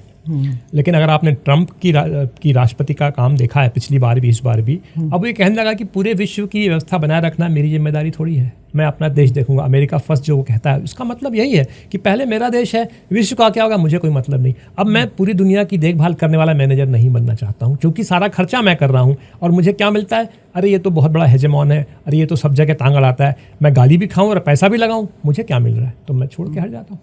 भारत के लिए और गंभीर समस्या तब होती है जब दूसरा कोई विकल्प भी नहीं होता है भारत के पास। क्या लगता है इस मसले में सोवियत संघ जो है या रसिया जो है, वो रसिया इन्वॉल्व होगा? रशिया इसलिए इन्वॉल्व नहीं होगा कि रशिया कभी भी समुद्री ताकत नहीं था, आज भी नहीं है। रशिया की समुद्री सीमा जो है वो कहीं लगती नहीं है नीचे के देशों में। ऊपर में जो उसका आर्कटिक के पास है, उसमें 8-6 महीने तो कुछ नहीं होता, चूंकि बर्फ जमी रहती है। तो कभी भी वो समुद्री ताकत था ही नहीं, न कभी बनेगा, ना उसका इसमें कोई रुचि भी है। समुद्री ताकत एक समय इंग्लैंड थी, अब खत्म हो चुकी है। अब सबसे बड़ी समुद्री ताकत दुनिया में केवल अमेरिका है, और अब चीन ने बहुत ज़्यादा निवेश करके अपनी ताकत को बहुत गुणों से बढ़ाया है। अब मेरा क्वेश्चन दूसरा ये होगा यहाँ पे कि क्या इन्हीं के ये एजेंडा को एग्जीक्यूट करने के लिए भारत के सरहद पे इन देशों को अस्थिर करने की राजनीतिक चाल तो नहीं है? देखिए, किसी भी देश में अस्थिरता से किसी बड़े देश को बहुत दिन फ़ायदा नहीं होता। अगर अफगानिस्तान अस्थिर है तो उससे ना चीन को फ़ायदा है, ना अमेरिका को फ़ायदा है, ना रशिया को फ़ायदा है। नुकसान तो है। नुकसान जो उसको अगर उसका नुकसान है तो देखिए क्या है कि मेरा क्वेश्चन क्या है, एकदम लेमन वाला क्वेश्चन, कि बांग्लादेश में खर्चे तो रोज़ हैं, कर्ज चाहिए उनको, और हमारे पास पैसे हैं, मुझसे कर्ज लेगा, ऑब्लाइज्ड रहेगा, तो क्या है कि वो मेरी बात भी मानेगा। ये कई जगह पर अमेरिका ने किया है, और यही काम चाइना करने की कोशिश यही काम चाइना करने की कोशिश कर रहा है। लेकिन इसका रिपरकशन भी होता है। जब सड़क पे विद्रोह इस तरह का टूटता है, तो जैसे आपने श्रीलंका में देखा कि विद्रोह में एक चिंगारी बहुत बड़ी चीन के प्रति विद्रोह था कि चीन हमारे देश पर कब्जा कर रहा है। तो आप कुछ दिनों के लिए इसका बहुत फ़ायदा उठा सकते हैं, लेकिन उसकी बाद में आपके लिए खुद समस्या हो सकती है। अब आप अंदाज़ा लगाइए कि राजापक्षे के हटने के बाद, जिसको हम लोग कहते थे कि चीन के प्रति समर्पित है, और जब परेरा चीफ वहाँ पे बने हैं राष्ट्रपति, तो लोगों ने कहा कि भारत विरोधी होंगे तो मार्क्सवादी हैं, वो सबसे पहले भारत आए। और उन्होंने कहा कि हमारे संबंध किसी देश के ऊपर नहीं चलते, हमारे आपके संबंध जो चले आ रहे हैं सदियों से वैसे ही रहेंगे, ये बदलने वाले नहीं है। ये बात बांग्लादेश ने नहीं कही। ये बात अब नेपाल में कौन आता है और क्या बात होती देखना होगा, लेकिन अगर वैसी बात होती तो जैसे मालदीव ने बीच में कहना शुरू किया था कि आपसे हमारी झगड़े ही रहेंगे, फिर जब तक दोबारा समझ में नहीं आया कि नहीं अब संबंध अच्छे करने में ही भलाई है। तो ये अगर बाहर से परिवर्तन हुआ है तो जो नया नेता बैठ रहा है वो क्या बोल रहा है उससे आप समझ जाएंगे कि इसके पीछे कौन था। लेकिन जो इन्वेस्टमेंट चाइना ने श्रीलंका में किया है उसका क्या?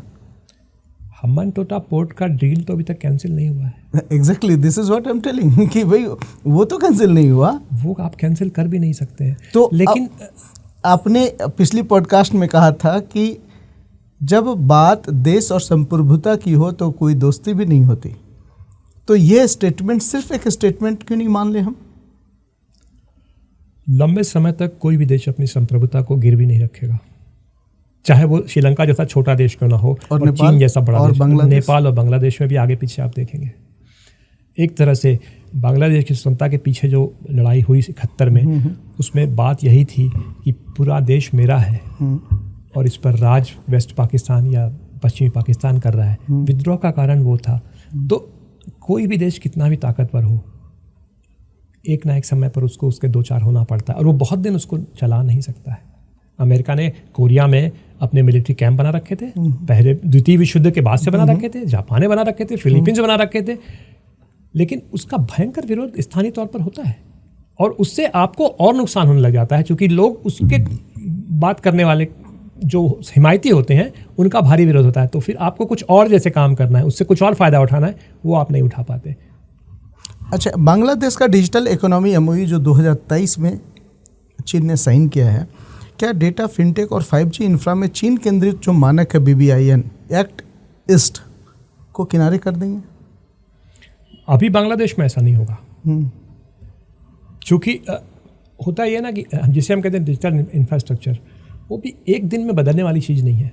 वो इतनी दूर तक जाता है कि आप उसके सारे प्रोटोकॉल को एक झटके में हटा नहीं सकते। ये बहुत स्लो प्रोसेस है। हो सकता है, मैं इससे इनकार नहीं करूँगा कि ये नहीं हो सकता, लेकिन इसमें समय लगता है। और अभी जो हालत है बांग्लादेश की उथल पुथल में, अगला ऊँट किस करवट बैठेगा कोई नहीं जानता है। आज भी उनके पास ना तो चुनाव के बारे में बात करने का कोई है, ना कोई रास्ता दिखता है कि आगे क्या होगा। तो अभी वहाँ स्थिति बहुत ही ऊहापोह और उथल पुथल वाली है। हसीना के बाद का ढाका दिल्ली के साथ कैसे संबंध बना रहा है? खराब संबंध बना रहा है। उसे दिल्ली के साथ संबंध बनाने में कोई रुचि ही नहीं है। हम इसे और किसी और शब्द में नहीं कह सकते। दिल्ली कैसे एक्ट करेगा? दिल्ली वैसे एक्ट करेगा जैसे उसे करना चाहिए। हर छोटी बात का जवाब देने की आवश्यकता नहीं होती है। ये छोटे छोटे तूफान, जिसे आप एक तरह से स्टॉर्म इन टीकप भी कह सकते हैं, या किसी छोटे से नाले में उफान आता है जब बरसात बहुत होती है, उस पानी को आप लड़ते नहीं, उसको जाने देते हैं। तो अचानक जब केवल आपके ऊपर लोगों का गुस्सा है और सरकार का, उस पर हर छोटी बात पर आपको जवाब देने की ज़रूरत नहीं है। कुछ दिन के बाद, जिसे कहते हैं ना कॉमन सेंस, वो वापस आता है और लोगों को समझ में आता है कि हाँ, ये बोल देना बड़बोलापन ठीक था, लेकिन ये धरातल पे ऐसे करना मुश्किल है। श्रीलंका का हम्बनटोटा और कोलंबो पोर्ट सिटी, क्या ये ड्यूअल यूज इंफ्रा का क्लासिकल केस है? हाँ, एकदम है, एकदम है। हिंद महासागर में तो भारत की प्राथमिकताएं क्या होना चाहिए? अच्छा, ये जो सवाल है आपका बड़ा अच्छा है। हम इसे कहते हैं कि इंडियन ओशन, है ना। आप मुझे दुनिया का एक ओशन बताइए जो किसी देश के नाम पर हो। ओशन पूछ रहा हूँ, सी नहीं पूछ रहा हूँ। महासागर का नाम बताइए जो किसी देश के नाम पर। इंडियन ओशन के अलावा ऐसा कोई ओशन दुनिया में नहीं है। तो भारत ये मानता है कि ये तो मेरे नाम पर है, मेरा ओशन है, लेकिन ऐसा है नहीं। बहुत दिनों तक उसमें भारत, चूँकि जब तक कोई और चुनौती नहीं थी, अमेरिका था, तब तक ये अच्छा था, लेकिन चीन का उसमें बहुत रुचि उसमें बढ़ी है। चीन की रुचि बढ़ने के कारण है, चीन का जितना भी मध्य पूर्व से कच्चा तेल का सामान आता है जो उसकी ऊर्जा के लिए बहुत ज़रूरी है, वो सारा का सारा मलेशिया और सिंगापुर के बीच से गुजरता है, जिसका नाम है मलक्का स्ट्रेट। और जो भी इसको दुनिया के मानचित्र में देखेंगे तो वो बहुत छोटा सा, बहुत सकरा सा मार्ग है, समुद्री मार्ग है। एक तरफ मलेशिया, एक तरफ सिंगापुर है, और दोनों ही एक तरह से अमेरिका के अभी तक हिमायती रहे हैं। तो चीन के ऊर्जा के सारे सप्लाई को रोकना बहुत मुश्किल नहीं है, वहाँ पे एम्बार्गो लगा दिया जाए। तो चीन चाहता है कि कम से कम मैं कभी इस हालत में न फंसूं कि मैं वहीं रह जाऊं। तो एक तो उसने लैंड जो BRI शुरू किया तो उसने पाइपलाइन डाली, ग्वादर तक लेकर आया, वहाँ से चीन तक सप्लाई बढ़ाई। और दूसरा, पूरे रास्ते में हिंद महासागर के जो रास्ता है उसने हर जगह एक छोटे छोटे देश को पकड़कर वहाँ अपना कुछ ना कुछ बंदरगाह बनाने के नाम पर घुसपैठ शुरू की है। अब वो बंदरगाह जब बन जाएगा उसके बाद वो उसका क्या उपयोग करना चाहता है तो उसके ऊपर है। भारत के लिए कितना चिंता का विषय है? चीन भारत के लिए चिंता का विषय है। ऐसी बात नहीं है कि भारत इसके बारे में सोच नहीं रहा है। भारत ने भी कुछ देशों में, बांग्लादेश तक में भारत ने एक पोर्ट बनाने की बात की है। लेकिन अब आप पोर्ट बनाते हैं केवल व्यापार के लिए या फौज के लिए, ये तो वो देश निर्भर बताएगा आप कि आप उसका फौजी उपयोग कर सकते हैं कि नहीं कर सकते। 2022 संकट में भारत की $4 बिलियन सहायता बनाम चीन की ऋण वार्ता, विश्वसनीय साझेदार की छवि को नीति लाभ में कैसे बदला जाए? भारत का जो अभी तक की ऐतिहासिक पृष्ठभूमि रही है नेपाल में, मैं इसलिए नहीं कह रहा हूँ कि मैं भारतीय हूँ और मैं अपने देश के बारे में बड़प्पन दिखाना चाहता हूँ। भारत एक बहुत निस्वार्थ साझेदार रहा है। भारत ने नेपाल से कभी स्वार्थ से नहीं कहा कि ये हमारे लिए करोगे तब हम ये करेंगे, ऐसा कभी नहीं था। और नेपाल भारत के संबंध हमेशा से बहुत अच्छे रहे हैं, सिर्फ राजा के या नेताओं के नहीं, सामान्य लोगों के भी। और एक तो ऐसा समय था भारत में 70 के दशक तक जब लगभग नेपाल का हर बड़े घर का आदमी, राजनीतिक दल का हो, पैसे वाले घर का हो या प्रबुद्ध समाज का हो, वो पढ़ने के लिए BHU आता था और बनारस से पढ़कर जाता था और भारत से संबंध मानता था। अब वो जाने लगा अमेरिका और इंग्लैंड। तो जो एक संबंध होता है ना कि जब आप जिस देश में जाके पढ़ते हैं, जहाँ रहते हैं, वहाँ से आप कुछ समझते हैं कि इसके साथ मेरा कुछ रिश्ता है। प्रचंड जैसा आदमी जो कि माओवादी का नेता था, कभी भी उसने खुलकर भारत का विरोध नहीं किया, जैसे KP शर्मा ओली ने किया। आश्चर्यजनक था कि ये जिस तरह की भाषा का प्रयोग करते थे एक देश के नेता होकर।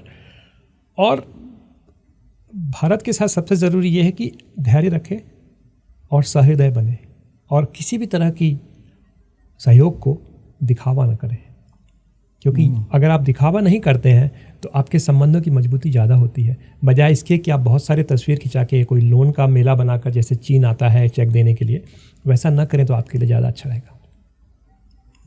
NN5 भारत को नेबरहुड फर्स्ट 2.0 में कौन सा ठोस 3 उपकरण अपनाना चाहिए? NN5 बांग्लादेश, भूटान, मालदीव, नेपाल, श्रीलंका।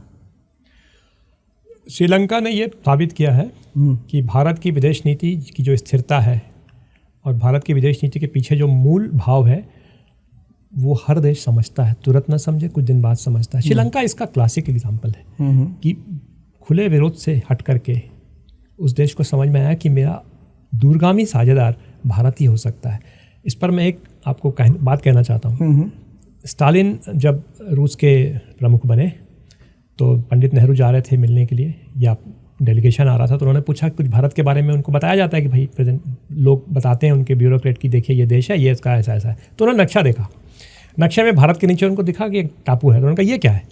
तो लोगों ने कहा साहब ये सीलोन है, श्रीलंका का जो नाम श्रीलंका है। तो ये क्या है? तो ये एक इंडिपेंडेंट देश है।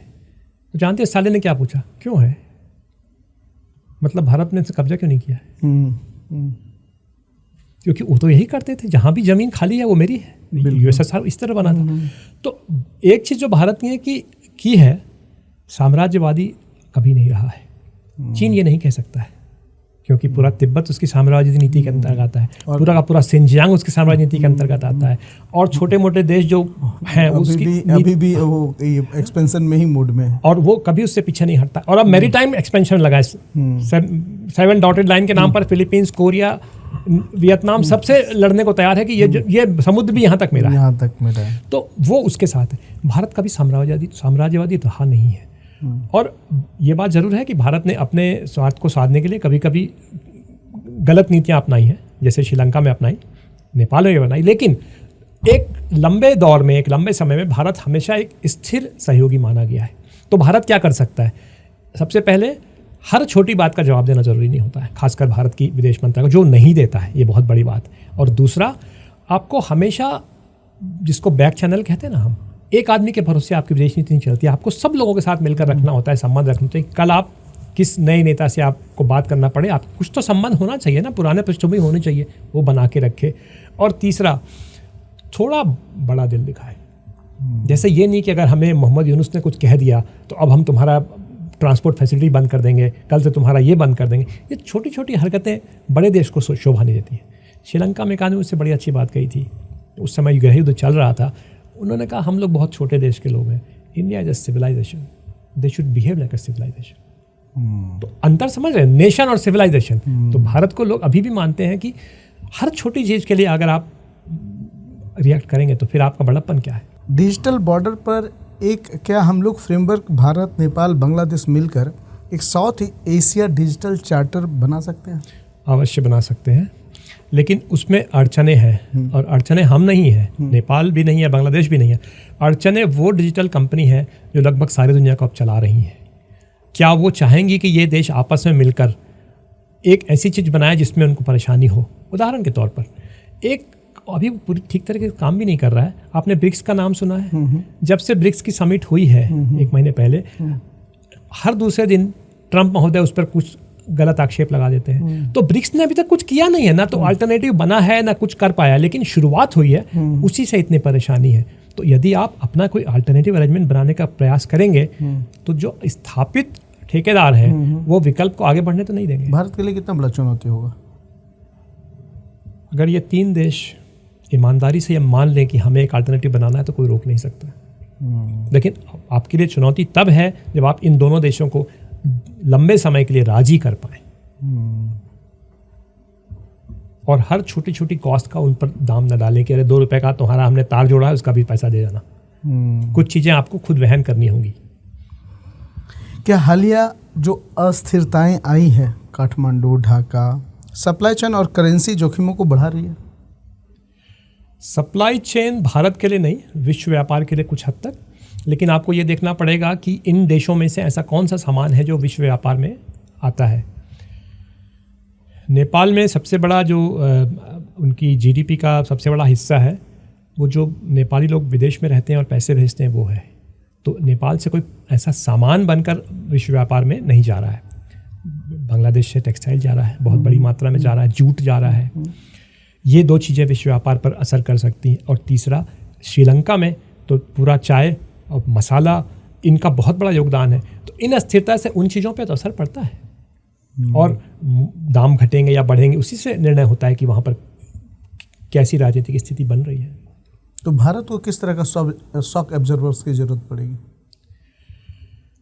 भारत को सबसे पहले तो राजनीतिक तौर पे शॉक ऑब्जर्वर की ज़रूरत पड़ेगी, क्योंकि ये हमें एक चेतावनी भी देता है कि आप अपनी जनता को हमेशा के लिए टेकन फॉर ग्रांटेड नहीं मान सकते हैं। भले आपके यहाँ नियमित चुनाव हो रहे हो, भले आपके यहाँ लोकतांत्रिक व्यवस्था हो, लेकिन आपके कान ज़मीन पर होने चाहिए, ईयर टू द ग्राउंड, कि आप समझ सकें कि ऐसे असंतोष के क्या कारण हैं जो कभी भी विस्फोट का रूप ले सकते हैं, और उनके बारे में आपको पहले से कुछ सोचकर काम करना होगा। हो जाने के बाद तब तक तो देर हो जाती है। ये तो पहली है। क्या अगला देश पाकिस्तान या भारत होगा? पाकिस्तान तो कई बार हुआ है और शायद लेबोरेटरी हो गया है अब तो वो। अब वहाँ पे करने कुछ बचा नहीं है। इमरान खान ने जब हटाए गए थे तब लोगों ने माना था अमेरिका उसके पीछे है। अब वहाँ पर आसिम मुनीर है डिफेक्टो चीफ, तो उनको हटा के कौन बैठेगा? कोई आर्मी का ही दूसरा आदमी बैठेगा तो अभी कोई है नहीं। तो चूंकि दूसरा कोई अभी है नहीं तो वहाँ करके कुछ फ़ायदा नहीं है। और पाकिस्तान बिल्कुल वही कर रहा है जो अमेरिका भी उससे चाहता है। अगर इसको आप अफवाह भी कह सकते हैं या ग्रेपवाइन कह सकते हैं। यहाँ तक कि चीन भी उससे काफ़ी खिन्न है जिस तरह से वो अमेरिका के साथ जुट रहा है। और तो इसका आगे क्या होता है कहना मुश्किल है, लेकिन चीन के अंदर भी उनको लग रहा है कि हमने जिसके ऊपर इतना निवेश किया है वो भरोसेमंद कब तक रहेगा कहना मुश्किल है। तो ये तो चीन को शायद पहले ही पता होगा, लेकिन उसने उस हिसाब से अपनी नीति बनाई होगी। चीन इतना मूर्ख देश तो है नहीं। अगला देश भारत हो सकता है, अवश्य भारत है ही, होगा क्या है। आप जो देख रहे हैं हमारे ऊपर टैरिफ लग रहे हैं, या हम कहा जा रहा है कि हम सबसे ज़्यादा टैरिफ लगाने वाले देश हैं, या जहाँ पर कभी भी लोकतंत्र खतरे में चला गया है और तानाशाही आ गई है, ये सब बातें आपको बता रही हैं कि इसमें कुछ देश और कुछ ऐसे स्वार्थी तत्व हैं जो चाहते हैं भारत में अस्थिरता आए। तो अगला भारत होगा कि नहीं मुझे नहीं पता, लेकिन भारत अभी से ही है। तो बीइंग इंटेलेक्ट्स आप जनता को कैसे कनेक्ट करना चाहेंगे कि इस हालात में जहाँ पे मीडिया धड़े में बटा हुआ है, एक नैरेटिव गढ़ने की कोशिश जा रही है, वैसे में जनता किन चीज़ों पे और कैसे भरोसा करे? देखिए, भारत में जो सबसे बड़ी समस्या है, जो नेपाल ने जिस विद्रोह को जन्म दिया है, और ये चेतावनी है, भारत में अनएम्प्लॉयमेंट यानी बेरोजगारी एक बहुत विकराल समस्या है।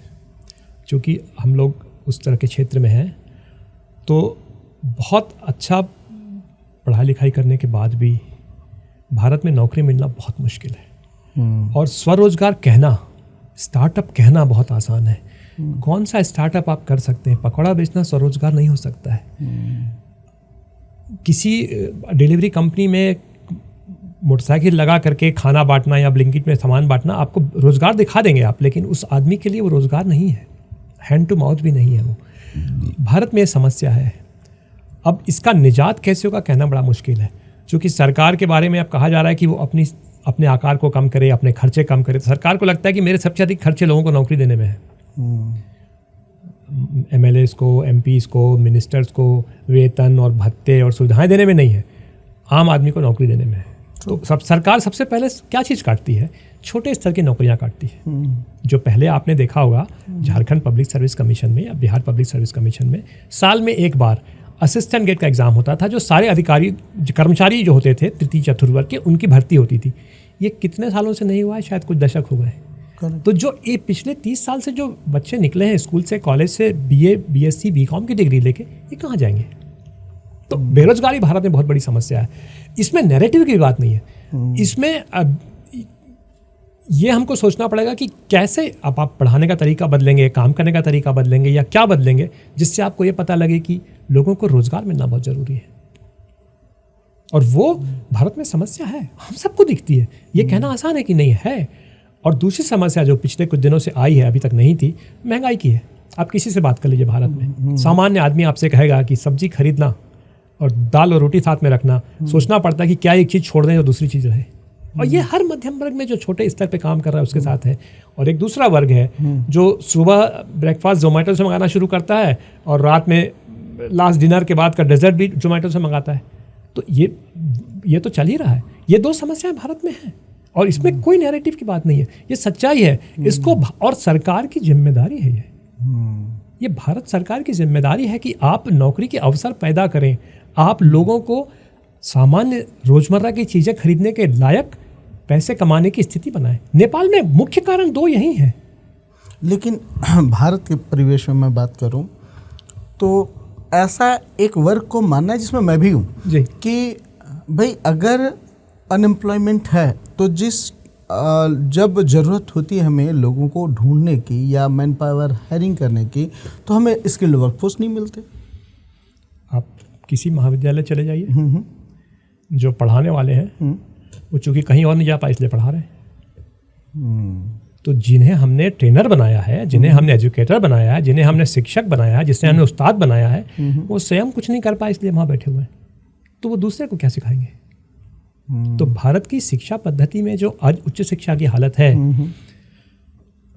अब उदाहरण नहीं दूंगा लेकिन फिर भी उसमें आपको साफ लगेगा कि ये 1940 के सिलेबस पर BA और BCom पढ़ने वाला बच्चा करेक्ट 2025 में कोई काम नहीं कर सकता है, और कोई काम कब है भी नहीं। और वही नहीं, भारत के लगभग 90% इंजीनियरिंग डिग्री होल्डर किसी काम के नहीं है। और ये मैं नहीं कह रहा हूँ, ये हर साल भारत सरकार की अपनी रिपोर्ट में आता है। तो आप हर साल उसको रिपोर्ट को छापते हैं तो कुछ करते क्यों नहीं है? तो अभी जो नई एजुकेशन पॉलिसी आई है उसका इम्प्लीमेंटेशन में क्या चैलेंज है, या क्या वो पॉलिसी ही में गड़बड़ है? आपने क्या किया ना Amit ji, Rolls Royce car खरीदी है और आपको चलाना है बंसीधर अड़ूकिया लेन अर्थात अपर बाजार के अंदर। तो अपर बाजार में रोल्स रॉयस आप चलाइएगा और उसमें रिक्शा वाला टक्कर मारेगा तो आप अपना इंश्योरेंस का पैसा उससे ले लीजिए। नई एजुकेशन पॉलिसी भारत में एक क्रांतिकारी कदम है, लेकिन अब इसमें एक कहानी सुनिए कि इम्प्लीमेंटेशन में कितनी दिक्कत होती है। जिन महाविद्यालयों में या जिन विश्वविद्यालयों में पुराने जमाने के ढर्रे से चले आ रहे जो विषय हैं, जैसे भारतीय इतिहास, मध्यकालीन इतिहास, उनको पढ़ाने के शिक्षक नहीं है, तो एक नया पेपर आपने डाला इंडियन नॉलेज सिस्टम, भारतीय ज्ञान प्रणाली, भारतीय ज्ञान पद्धति, उसको पढ़ाने वाला आदमी कहाँ से मिलेगा आपको? आपके पास शिक्षक है नहीं, आपने शिक्षक लिए नहीं, आपने शिक्षकों का उस तरह का प्रशिक्षण नहीं किया, तो वो पढ़ाने वाले लोग नहीं है। सारे वहाँ पर पेपर लिखे हुए हैं लिस्ट में, पढ़ा कौन रहा है? कोई नहीं। तो नई शिक्षा पद्धति आई है और बहुत क्रांतिकारी रूप से आई है। दूसरा, जब नई शिक्षा पद्धति की पहली बैच इस साल तीसरा साल बीए का या बीएससी का ख़त्म किया है, सरकार ने उनको ये नहीं बताया कि तुम्हारी डिग्री 3 साल की है कि 4 साल की है। वो 3 साल पढ़ने के बाद फिर कॉलेज वापस आए हैं ये सोच के कि पता नहीं हमारी डिग्री मानी जाएगी कि नहीं, तो 1 साल और पढ़ लो।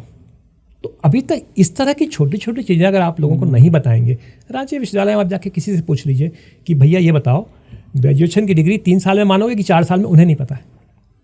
बच्चा 4 साल 1 साल अन्य घर से पैसे लगा के एक तरह से व्यर्थ कर रहा है, जो कि किसी को नहीं पता है, और ये मैं देख रहा हूँ हो रहा है।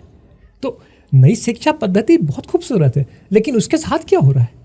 आप रांची में कभी सर्वे कीजिए यहाँ के महाविद्यालयों का, सरकारी हो निजी हो, जो अल्पसंख्यक हो जो भी हो, कम से कम 70% जगह ऐसी होगी जहाँ पर 3 मूल विषय पढ़ाने के शिक्षक नहीं होंगे। तो एनईपी पढ़ाने के लिए आपके पास इंफ्रास्ट्रक्चर नहीं है और उसमें आपने इन्वेस्ट किया नहीं है। आप याद कीजिए, झारखंड में 2000 में झारखंड बना, यहाँ पर एक बार ही भर्ती हुई है विश्वविद्यालय अध्यापकों की 2008 में। आज कौन सा साल है? 2025। पिछले 17 साल में कितने रिटायर किए होंगे आप अंदाजा लगा लीजिए, और कितने आए होंगे? 0। तो लोग ये कहाँ हैं? तो शिक्षा नीति को लागू करने में बड़ी चुनौतियाँ। लास्टली एक सवाल मैं पॉडकास्ट एंड करने से पहले लेना चाहूँगा। दक्षिण एशिया की युवा सदी में स्थिरता बनाम संप्रभुता का संतुलन किस नीति फार्मूले से निकलेगा? संप्रभुता पे तो जेड हो या युवा वर्ग हो समझौता नहीं करेगा, वो उसके लिए बहुत ज़रूरी है। लेकिन वो इस बात को मानने के लिए तैयार नहीं है कि संप्रभुता के नाम पर आप हमारा दमन करें। कि जैसे आप कहेंगे ना, इसमें तो राष्ट्रीय एकता पर चुनौती आ गई है। राष्ट्रीय एकता पर मेरे को नौकरी नहीं मिलना, मुझे गरीबी में रहना से राष्ट्रीय एकता का क्या लेना देना? ये सवाल पिछली पीढ़ी नहीं पूछती थी, ये नई पीढ़ी पूछने लगी है कि अगर मेरे से ही राष्ट्र और राष्ट्रीय एकता बनती तो मैं आपके जोड़ घटाव में कहाँ आता हूँ? मेरे लिए इसमें क्या है? ये आपके पिता की जनरेशन या मेरी अपनी जनरेशन नहीं पूछती थी, लेकिन आज के नए बच्चे पूछ रहे हैं कि अगर देश मुझसे बना है तो इस देश में मैं कहाँ हूँ? और चुनौती वो है, संप्रभुता की चुनौती नहीं है। तो भारत उस फॉर्मूला मेकर की भूमिका को कैसे निभाए? अभी तक भारत बहुत भाग्यशाली रहा है, ये मैं कहूँगा। राजनीतिक तौर पर हम लोग बड़ा परिपक्व रहे हैं, और बीच में कुछ ऐसे आंदोलन आए थे जिनको देखकर लगा था कि उनका उपयोग हो सकता है भारत में इस तरह की हरकतों का, लेकिन भारत सरकार ने उसको बहुत समझदारी से उससे निपटा, जिसके चलते वो आक्रोश जन आंदोलन में इस तरह नहीं बदला जैसे बदल सकता था, जो प्रयास किया गया था बदलने का। तो एक तो ये समझदारी सरकार को दिखानी होती है कि आपको दमनकारी नीति नहीं अपनानी है, कि आप फौज को आदेश दे दें कि तुम जाओ और 200 लोगों को मार दो, जो होगा हम देख लेंगे। फौज का आदमी भी तो भारतीय है ना, उसका भी तो बच्चा किसी स्कूल कॉलेज में पढ़ रहा है ना, वो गोली मार के समय सोचेगा नहीं कि मैं किस पर गोली चला रहा हूँ भाई। तो कितने दिन तक आपकी इस तरह की तो बात वहाँ तक न जाए। भारत के लिए सबसे बड़ा फॉर्मूला ये है कि गैस पे जब आप प्रेशर कुकर चढ़ाते हैं तो सीटी अपने आप निकलने की जगह छोड़ते हैं ना, अगर वो भी नहीं रखेंगे तो फट ही जाएगा। तो सबसे ज़रूरी लेकिन हम किसी नैरेटिव में नहीं फंसे, ये भोली भाली जनता कैसे समझेगी कि क्या हम ये आंदोलन जो मेरा है ये ज़रूरत है या किसी नैरेटिव का हिस्सा? जब कभी भी आंदोलन बहुत तेज़ी से फैलता है, जैसे बांग्लादेश, नेपाल, श्रीलंका में फैला, तब ये सोचने का मौका नहीं होता है। न तो वो जो इसको चला रहे हैं, न तो वो जो इसे रोकना चाह रहे हैं। नेपाल की सरकार भी नहीं जानती थी, मुझे नहीं लगता कि आंदोलनकारी भी जानते थे। श्रीलंका और उसके साथ भी मैं कहूँगा ये जानते नहीं थे, लेकिन अंदर से इतना गुस्सा लोगों में भर गया था कि वो फट पड़ा, और सरकार उसको समझने में पूरी तरह असमर्थ रही। इसलिए कि अगर आप कल का न्यूज़ देखें तो एक ऐप था डिस्कॉर्ड जिस पे ये ड्राइव चल रहा था, और वो उसके सर्वर नेपाल गवर्नमेंट के कंट्रोल से बियॉन्ड थी जी। उनके पास तो इन्फॉर्मेशन भी नहीं था कि कहाँ पे ये ड्राइव चल रहा है जी। ये भारत में भी हो सकता है ना, जो कि आपके सारे फेसबुक, इंस्टाग्राम, सारे के सर्वर यहाँ नहीं है। सारी लड़ाई के बाद भी आप उसे यहाँ नहीं ला पाए हैं। अभी एप्पल फ़ोन में कोई आदमी किसी को धमकी भेजता है और एप्पल से वो जानकारी मांगने के लिए भारत सरकार को अमेरिका कोर्ट जाकर के अर्जी देनी पड़ती है कि भाई हमको ये डेटा दे दो, देखने दो, और वो मना कर देगा तो आप नहीं कुछ कर सकते। तो संप्रभुता का जो तरीका था डिजिटल आने के बाद, संप्रभुता समाप्त हो चुकी है। आपके देश की सारी जानकारी मेरे पास है, मैं आपके देश में सब कुछ कर सकता हूँ, लेकिन आप मेरा कुछ नहीं कर सकते। तो ये तो ग्लोबलाइजेशन का एक बहुत बड़ी चुनौती बन के आई है। नेपाल, बांग्लादेश, अफगानिस्तान और पावरफुल अमेरिका और चाइना, इन 3 चीज़ों पे मैं बात कर रहा हूँ। पहले भारत, फिर भारत के वो देश जो इस दौर से गुजरा है, और 2 पावरफुल कंट्री जो दुनिया को कंट्रोल करने की कोशिश कर रहा है या करेगा। ऐसे में आज का जो यंग भारत है, जो यूथ है हमारे देश का, उसको आप क्या कन्वे करना चाहेंगे? Being teacher, being academician, being nobelists, आप कुछ तो उनको गाइड करेंगे, कुछ तो लेसन या मैसेज एक स्ट्रांग देना चाहेंगे? अमित जी, ये थोड़ा आसान काम नहीं दिया आपने मुझे, बड़ा कठिन असाइनमेंट मुझे दे दिया आपने। उसका कारण ये है कि आपके समय या मेरे समय पढ़ने का एक तरीका था। हम लोग 2-3 घंटे किसी चीज़ को समझने सीखने में लगा देते थे और नहीं सीखने पर दोबारा जाते थे। आज की पीढ़ी उतना समय देने को तैयार नहीं है, उसे तुरंत चाहिए सब कुछ। तो उसे लगता है कि सोशल मीडिया पर जो मुझे मिल रहा है यही सही है और मैं इसे मान लूँगा। और दूसरा, उनकी व्यक्तिगत पसंद होती है कि ये आदमी मुझे पसंद है, ये नहीं है। इस नैरेटिव को तोड़ने का एक ही तरीका है, जैसा काम आप कर रहे हैं। इस तरह के लोग अपनी बात को ऐसे तरीके से रखें कि नए लोग उनको सुने और समझना चाहें, उनके साथ जुड़ना चाहें। अगर ऐसे लोग हाथ हटा लेंगे तब बहुत मुश्किल हो जाएगा, और सरकार इसमें कुछ नहीं कर सकती। करने वाले आप तरह के लोग हैं। दोस्तों, हम बात कर रहे थे देश की सरहद पे, देश के सरहद के बारे में, और देश के युवाओं के लिए, देश के युवाओं के शिक्षक प्रोफेसर डॉक्टर रवि दत्त बाजपेयी जी से, जिनका अपना एक गहरा अनुभव रहा और उन्होंने खुद ही बताया। उम्मीद करता हूँ हर पॉडकास्ट की भांति ये पॉडकास्ट आपको पसंद आएगा, आपके जीवन को जोड़ेगा, जीवन के उन चुनौतियों को समझने में मदद करेगा जहाँ हम कसम महसूस करते हैं कि क्या हम राजनीति का एक हिस्सा हैं या सिर्फ और सिर्फ एक मोहरा बन रहे हैं। अगर आपका ये पॉडकास्ट हमारा पसंद आ रहा होगा तो हम उम्मीद करेंगे आप हमारे चैनल को सब्सक्राइब करेंगे और कंटेंट को उन लोगों तक पहुंचाएंगे जिनको इस तरह के कंटेंट की ज़रूरत है और देखना पसंद करते हैं। आप सारे लोगों का बहुत बहुत धन्यवाद और जोहार, और हम सर को भी बहुत बहुत धन्यवाद देंगे। आपका भी बहुत बहुत धन्यवाद Amit ji. Thank you sir.